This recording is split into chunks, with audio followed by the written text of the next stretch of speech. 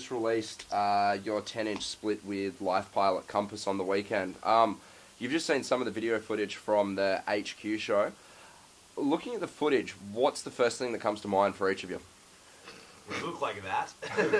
Yeah. Wow. I'm sorry for whoever has to. What a good. It's weird though, because I think, at least from my perspective, I kind of black out almost when I play, and it's kind of hard to imagine what I actually even look like when I'm playing. I think it'd probably be the same for you guys as well. Absolutely. It was actually really cool to actually see everyone else, because all I'm really aware of is where my arms are, and as long as they're on someone else's face. Really. Yeah. So yeah, it was kind of nice to see everyone else's performance. Yeah, totally. I guess. Yeah. You just put the release out, and you've done it only on vinyl with a digital download available. Why did you guys choose to do it on vinyl? I guess the main reason we chose to do it on vinyl is because it was a split release, and we felt that traditionally, like, I know I enjoy splits more when it's kind of like a side A, side B environment as opposed to a CD where you don't really get that. And I feel it's as like a collector's item, since it's such a limited run, it's like a nicer product to have.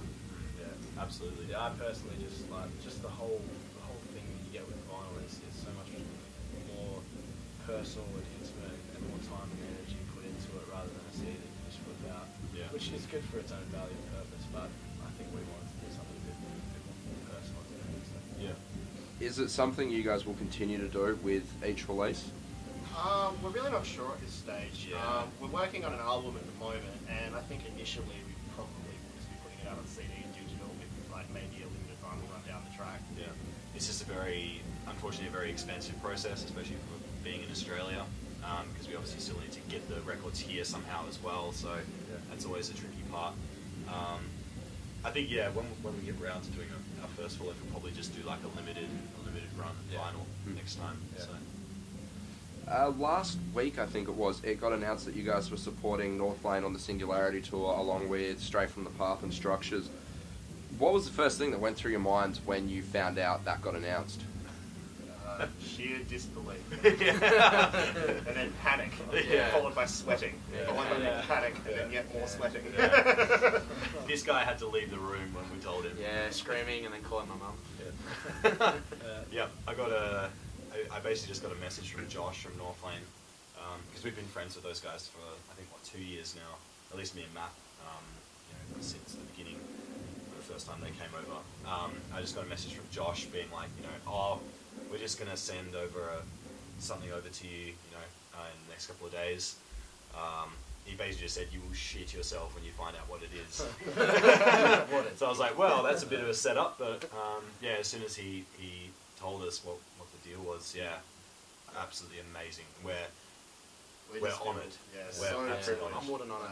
Very humble and honoured. Yeah. So we've got to lift our game, basically. Yeah. I mean, it's it's cool because I think that it's an opportunity for us to really prove to ourselves that we're serious about this as well. Yeah. It's the first real big opportunity we've had as a band, having been together for over 3 years now. Yeah. So we're just really psyched to actually prove ourselves. Looking at the video footage that I just showed you a minute ago, obviously you guys definitely thrive in a smaller, more intimate show environment. How do you think you're going to cope playing some of the venues that you guys are playing on the Northlane tour? It could be a little bit interesting. Yeah. I think we're just going to have to sort of just see how it goes and take, see how we adapt it to that environment.